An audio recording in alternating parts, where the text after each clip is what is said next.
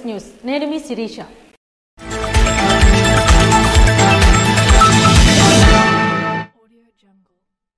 Barwa beach ఉత్సవాలు శనివారం ఆదివారంతో సందడిగా ముగిశాయి. శ్రీకాకుళం తూర్పు తీరంలో బార్వా బీచ్ ఉత్సవం 2 రోజులుగా సందడిగా సాగి ప్రజల హర్షధ్వానాల నడుమ విజయవంతంగా ముగిసింది. ప్రకృతి, పర్యాటకం, సాహస క్రీడలు, సాంస్కృతిక కార్యక్రమాలు, స్థానిక రుచులు అన్నీ ఒకే వేదికపై నిలిచిన ఈ వేడుక పర్యాటక అభివృద్ధికి ఓ ప్రేరణగా నిలిచింది. ప్రతి ఉదయం తాబేలు పిల్లల సముద్ర ప్రయాణంతో ప్రారంభమైన ఈ ఉత్సవం పర్యావరణ పరిరక్షణకు జీవంత నిదర్శనమైంది. వాలీబాల్, ట్రెజర్ హంట్లు, కయాకింగ్, స్నోర్కలింగ్ వంటి సముద్ర క్రీడలతో యువతను ఆకట్టుకోగా స్టాండ్ క్లప్చర్, ఓపెన్ యాడ్స్ పోటీలు కళాకారులు ప్రతిభను ప్రపంచానికి పరిచయం చేశాయి. వివిధ ప్రాంతాల నుంచి విచ్చేసిన సందర్శకులు స్థానిక వంటకాలను ఆస్వాదించడంతో పాటు శ్రీకాకుళం సాంస్కృతిక వారసత్వాన్ని ప్రత్యేకంగా చూశారు. యశస్వి కొండపూడి జానపద కళాకారుల ప్రదర్శనలు ప్రేక్షకులను ఉర్రూతలూగించాయి. శ్రీ నటరాజ నాట్య మండలి, సోంపేట బిందు కామేశ్వరి శిష్య బృందం వారు చేసిన జానపద నృత్య గీతాలు అలరించాయి. ఈ ఉత్సవాలను కేంద్ర మంత్రి కింజరాపు రామ్మోహన్ నాయుడు, రాష్ట్ర మంత్రి కింజరాపు అచ్చెన్నాయుడు, కలెక్టర్ స్వప్నిల్ దినకర్ మార్గదర్శనం, అధికార యంత్రాంగం కృషి, స్థానికుల సహకారం స్పష్టంగా కనిపించాయి. 2 రోజుల పాటు వేలాది మంది ప్రజలు హాజరు, సాంఘిక మాధ్యమాల్లో పాజిటివ్ స్పందనతో ఈ వేడుక తీర ప్రాంత పర్యటనకు కొత్త దిశగా మారింది. ముగింపు రోజైన ఆదివారం బార్వా తీరం జనసంద్రాన్ని తలపించింది.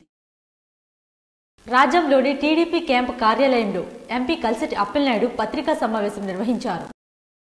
విజయనగరం పార్లమెంట్ సభ్యులు కలిసెట్టి అప్పలనాయుడు రాజం పర్యటన అనంతరం స్థానిక శాసనసభ్యులు వారి క్యాంపు కార్యాలయంలో పత్రికా సమావేశం ఏర్పాటు చేశారు. ఈ సందర్భంగా వారు మాట్లాడుతూ ఆంధ్రప్రదేశ్ రాష్ట్ర ముఖ్యమంత్రి నారా చంద్రబాబు నాయుడు ఎలక్షన్ క్యాంపెయిన్ కి విజయనగరం పార్లమెంటుకి వచ్చినప్పుడు మొదటిసారిగా రాజాం నియోజకవర్గంలో సభాముఖంగా నన్ను ఎంపీ అభ్యర్థిగా ప్రకటించారని, అందుకు ఈ నియోజకవర్గం వేదికగా అభివృద్ధిలో ముందడుగు వేస్తూ అత్యధిక మెజారిటీతో గెలిపించిన విజయనగరం పార్లమెంటు నియోజకవర్గం ప్రజల భవిష్యత్తు కొరకు చేయబోయే ప్రణాళికలను తెలియజేసి పత్రికాముఖంగా మాట్లాడుతూ సీఎం, రాష్ట్ర ఐటీ, విద్యాశాఖ మంత్రి నారా లోకేష్ ఆలోచనలు ప్రతిబింబించేలా వారి ఇరువురు అనుమతితో విజయనగరం పార్లమెంట్ నియోజకవర్గం అభివృద్ధికై ప్రస్తుత ఆధునిక సమాజంలో విద్యార్థుల భవిష్యత్తుకు తోడ్పడే విధంగా విజయనగరం పార్లమెంట్ పరిధిలో గల 7 అసెంబ్లీ సెగ్మెంట్లోని ఎంపీ లాట్స్ నిధులతో సుమారు 40 నుంచి 50 లక్షలతో ఒకేసారి 100 మంది విద్యార్థులు ఉపయోగించుకునే విధంగా computer lab, reading room, competitive ఇతర బుక్ స్టోర్ కలిగి ఉండే విధంగా 3 రూములతో ఉన్న సొంత భవనాన్ని నిర్మించి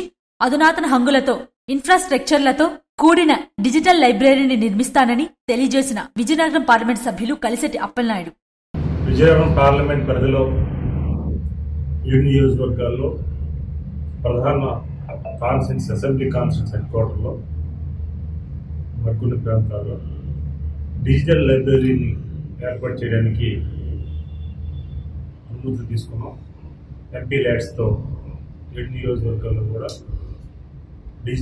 ఆధునిక డిజిటల్ లైబ్రరీని ఏర్పాటు చేయడానికి సిద్ధమయ్యాం. దీనికి సంబంధించి కలెక్టర్ గారికి కూడా లెటర్ రాయడం జరిగింది. కలెక్టర్ గారు కూడా ఆ ఎమ్మెల్యేలు కూడా 7 నియోజకవర్గ ఎమ్మెల్యేలు కూడా సమాచారం జరిగింది.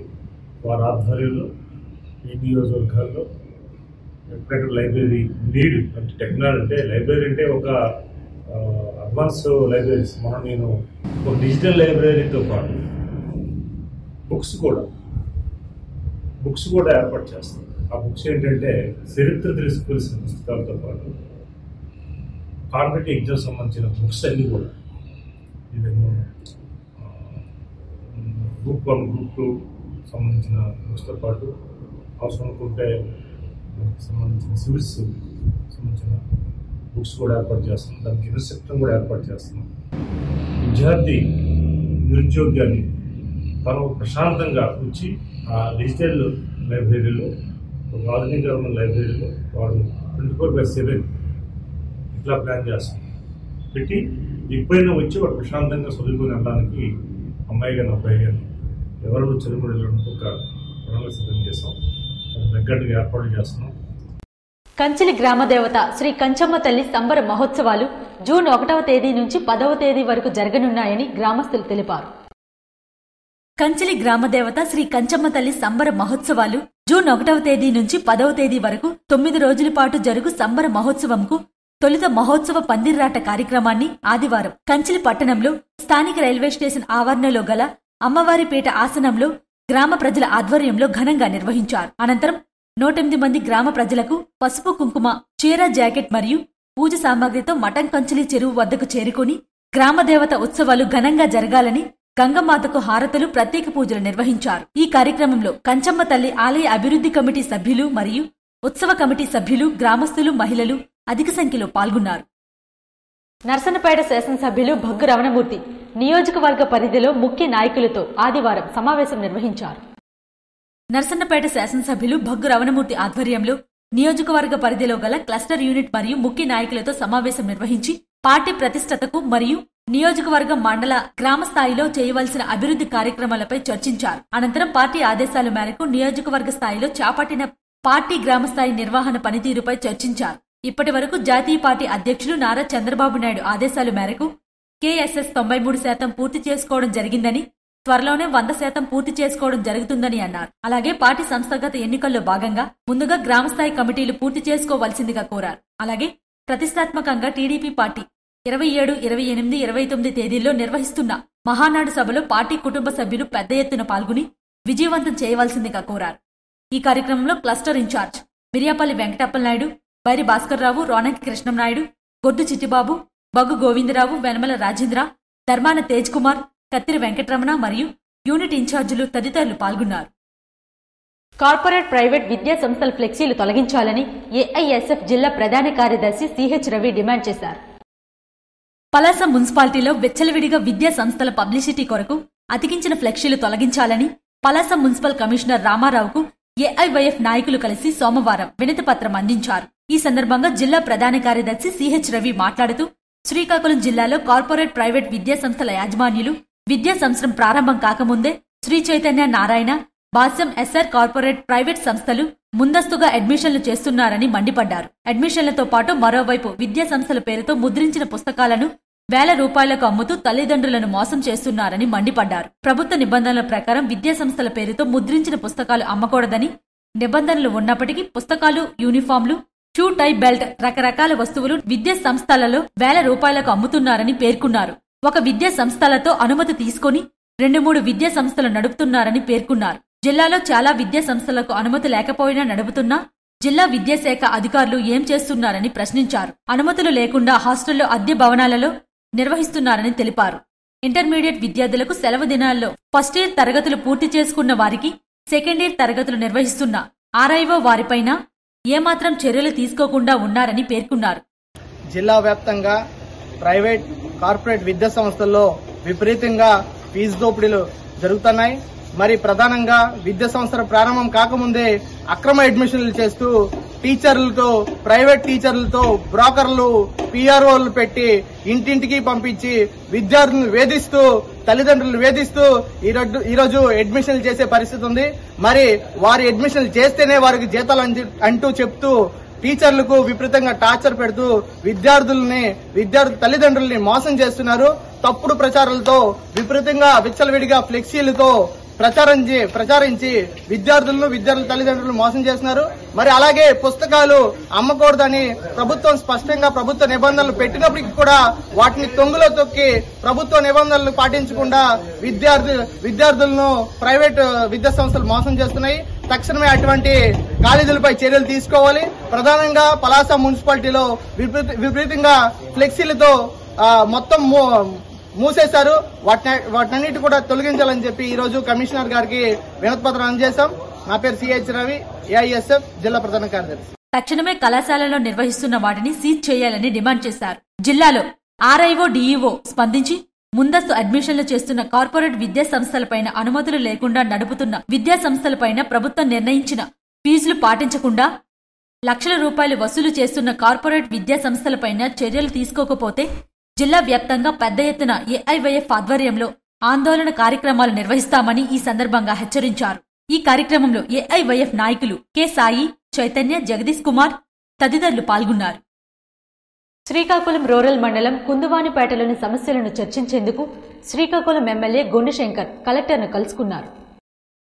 శ్రీకాకుళం రూరల్ మండలం కుందువానిపేటలో ఇండ్ల పట్టాల కోసం పెద్దగనగాలవానిపేట వద్ద కోతకు గురవుతున్న ప్రాంతాలను మరమ్మతులు చేయించాలని ముఖ్యమంత్రి నారా చంద్రబాబు నాయుడుకు శ్రీకాకుళం నియోజకవర్గ శాసనసభ్యులు గొండుశంకర్ కలిసి వినతి పత్రం ఇచ్చిన సంగతి తెలిసిందే. ఈ విషయంపై చర్చించేందుకు జిల్లా పరిషత్ సమావేశ మందిరంలో జిల్లా కలెక్టర్, జిల్లా జాయింట్ కలెక్టర్ ఆధ్వర్యంలో సమస్యను పరిష్కరించే మార్గాన్ని ఎమ్మెల్యే గొన్నిశంకర్ చర్చించారు. ఈ సందర్భంగా ఎమ్మెల్యే మాట్లాడుతూ పెద్ద గనగలవానిపేట వద్ద సముద్రం అలలు తాకిడికి కోతకు గురవుతుందని, దీనికి రక్షణ గోడ నిర్మించేందుకు ముఖ్యమంత్రికి వినతి పత్రం ఇవ్వడం జరిగిందని, దాన్ని పరిశీలించి జిల్లా యంత్రాంగానికి ఆదేశాలు జారీ చేశారని, దానికి చర్చించేందుకు కలెక్టర్, జాయింట్ కలెక్టర్తో సమావేశమయ్యానని, ఆ రక్షణ గోడ నిర్మాణం చేపడితే మత్స్యకారుల గ్రామాలు సురక్షితమవుతాయని తెలిపారు. అదేవిధంగా కుందువానిపేట ఇండ్ల పట్టాల కోసం చర్చించడం జరిగిందని తెలిపారు. మెడికవర్ ఆసుపత్రిలో సిబ్బందికి డాక్టర్ దానేటి శ్రీధర్ చేతులు పరిశుభ్రపరచుకోవడంపై అవగాహన కల్పించారు. చేతులను పరిశుభ్రంగా ఉంచుకోవడం అనేది ఒక మంచి అలవాటని ప్రముఖ గైనిక్ వైద్య నిపుణులు, జనసేన నాయకులు డాక్టర్ దానేటి శ్రీధర్ అన్నారు. చేతులను పరిశుభ్రపరిచే దినం కావడంతో మెడికవర్ ఆసుపత్రిలో సిబ్బందికి చేతులు పరిశుభ్రపరచుకోవడంపై సోమవారం అవగాహన కల్పించారు. ఈ సందర్భంగా ఆయన మాట్లాడుతూ చేతులకు మొదట సబ్బును రాసుకుని బాగా రుద్దిన తరువాత నీటితో శుభ్రం చేసుకోవాలన్నారు. ఎందుకంటే మన చేతిలో మన కంటికి కనిపించని సూక్ష్మక్రిములు ఉంటాయని అన్నారు. చేతుల పరిశుభ్రత ముఖ్య ఉద్దేశం చేతుల మీద ఉన్న మట్టి, సూక్ష్మజీవులు మరియు బ్యాక్టీరియాలను తొలగించటం. చేతుల పరిశుభ్రత అంటే చేతులను శుభ్రం చేసుకోవడం అంటే మనకు మనం వ్యాధి నిరోధక టీకాలను ఇచ్చుకున్నట్లేనని వివరించారు. చేతుల ద్వారానే వ్యాధికారిక సూక్ష్మక్రిములు శరీరంలోనికి ప్రవేశిస్తాయనేది సర్వజనీయ సత్యమని పేర్కొన్నారు. కనుక చేతులను ఎప్పటికప్పుడు శుభ్రం చేసుకోవాలని, వ్యక్తిగత పరిశుభ్రతలో ముఖ్యమైన అంశం కాబట్టి ప్రతి సంవత్సరం అక్టోబర్ 15వ తేదీన ప్రపంచ చేతుల పరిశుభ్రత దినంగా పాటిస్తున్నారని తెలిపారు. ఉదయం నుండి సాయంత్రం వరకు మన దినచర్యలో చాలా పనులు చేతుల ద్వారానే చేసుకుంటున్నామని అన్నారు. చర్మం అనేది శరీరానికి ఒక అడ్డుగోడగా ఉంటూ క్రిములను శరీరంలోకి రానివ్వకుండా అడ్డుకుంటుందని వివరించారు. చర్మంపై ఏవైనా గాయాలు అయినప్పుడు బ్యాక్టీరియా చర్మంలోనికి ప్రవేశించడానికి, అలాగే చేతుల ద్వారా రోగాలు ఒకరి నుండి మరొకరికి వ్యాపించడానికి అవకాశం ఉంది. కాబట్టి చేతులు శుభ్రం చేసుకోవడం చాలా అవసరమని పేర్కొన్నారు. ఈ కార్యక్రమంలో doctor Shyamprasad, doctor Manoj Kumar, nursing superintendent Chandrakala, nursing సిబ్బంది తదితరులు పాల్గొన్నారు. అమరావతి పునర్నిర్మాణ సభ విజయవంతంగా జరిగిందని ఎంపీ కలిసెట్టి అప్పలనాయుడు తెలిపారు. విజయనగరం పార్లమెంట్ సభ్యులు కలిసెట్టి అప్పలనాయుడు విజయనగరం పార్టీ కార్యాలయంలో అమరావతి పునర్నిర్మాణ సభ కార్యక్రమం జరిగిన విధానంపై మీడియా సమావేశం నిర్వహించారు. ఈ సందర్భంగా ఆయన మాట్లాడుతూ ఇటీవల జరిగిన అమరావతి పునర్నిర్మాణ సభ కార్యక్రమం దేశ ప్రజలందరూ గర్వించేలా విజయవంతంగా జరిగిందని, ప్రధానమంత్రి మోడీ ఆంధ్ర రాష్ట్ర ముఖ్యమంత్రి నారా చంద్రబాబు నాయుడికి ఐటీ అభివృద్ధి పట్ల ఆయనకు ఉన్న విజన్ కోసం మాట్లాడారని, ఐటీ అభివృద్ధి పట్ల సీఎంని అనుసంచారించారని తెలియజేయడం చాలా గొప్ప విషయమని పేర్కొన్నారు. గత 5 ఏళ్ల పాలనలో అమరావతితో పాటు ఈ రాష్ట్ర అభివృద్ధిని సర్వనాశనం చేశారని తెలుపుతూ ఎన్డీఏ కూటమి పాలనలోనే ఈ రాష్ట్రం సుస్థిరాభివృద్ధి జరుగుతుందని రాష్ట్ర ప్రజలు, దేశ ప్రజలు కూడా విశ్వసిస్తున్నారని తెలియజేశారు. అమరావతి పునర్నిర్మాణ ప్రారంభ వేడుకలను విజయవంతం చేసిన తెలుగు రాష్ట్ర ప్రజలకు, నాయకులకు, కార్యకర్తలకు మీడియా ముఖంగా ఆయన కృతజ్ఞతలు తెలియజేశారు. రేగడి మండలం లింగాలవలస సచివాలయంలో ఎంపీడీఓ శ్యామలకుమారి ఆదేశాల మేరకు ఆదర్శ్ స్పెషల్ క్యాంపును నిర్వహించారు.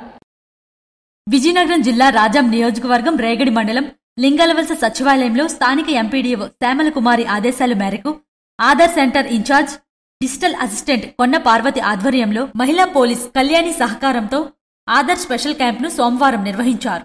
ఈ సందర్భంగా ఆమె ప్రభావార్తతో మాట్లాడుతూ ఎంపీడీఓ ఆదేశాల మేరకు ఆధార్ స్పెషల్ క్యాంపును సోమవారం లింగాలవలస పంచాయతీలో నిర్వహించామని అన్నారు. 1వ సంవత్సరం నుంచి 6 సంవత్సరాల లోపు చిన్నారులకు ఆధార్ స్పెషల్ క్యాంపు లింగాలవలస సచివాలయంలో నిర్వహించామని పేర్కొన్నారు. సోమవారం నిర్వహించిన ఆధార్ స్పెషల్ క్యాంపుకు 18 మంది చిన్నారులు సద్వినియోగం చేసుకున్నారని అన్నారు. ఈ ఆధార్ స్పెషల్ క్యాంపు లింగాలవలస పంచాయతీలో మంగళవారంతో పూర్తి అయిందని వివరించారు. తోకవలస పంచాయతీలో 7, 8వ తేదీల్లో నిర్వహించడం జరుగుతుందని, అలాగే 12, 13వ తేదీన చాటాయి వలసలో జరుగుతుందని, అదేవిధంగా 14, 15 తేదీల్లో అప్పారం పంచాయతీ మజ్జిరాముడుపేట ఎంపీపీ స్కూల్ ఆవరణలో చిన్నారుల ఆధార్ స్పెషల్ క్యాంప్ నిర్వహించడం జరుగుతుందని, ఆయా పంచాయతీల చిన్నారులు ఈ అవకాశాన్ని సద్వినియోగం చేసుకోవాలని కొన్న పార్వతి కోరారు. వేసవి సందర్భంగా ప్రజలు తీవ్ర నీటి ఎద్దడి ఇబ్బందులు ఎదుర్కొంటున్నారని ఉద్దానం ప్రాజెక్టు ద్వారా వంశధార జలాలను బెందాల అశోక్ విడుదల చేశారు.